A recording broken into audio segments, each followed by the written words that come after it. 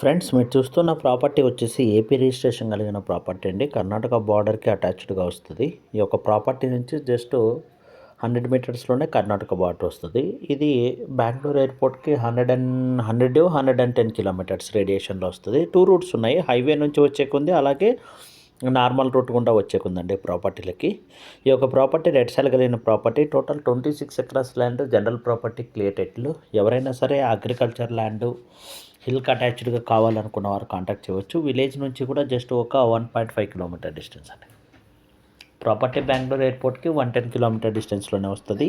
National హైవేకి just ఒక 7 to 10 kilometres అండి, అప్రాక్సిమేట్లీ అంతే ఉంటుంది.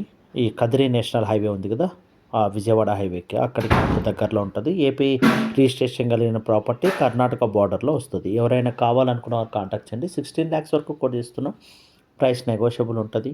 ఎవరైనా సరే అగ్రికల్చర్ ల్యాండ్, బల్క్ ల్యాండ్ కొనాలి బెంగళూరు ఎయిర్పోర్ట్ నుంచి అప్ టు 110 కిలోమీటర్ రేడియేషన్లో కావాలనుకుంటే మీరు నన్ను కాంటాక్ట్ చేయవచ్చు. ప్రాపర్టీలో 1 బోర్వెల్ కూడా అవైలబిలిటీలో ఉందండి.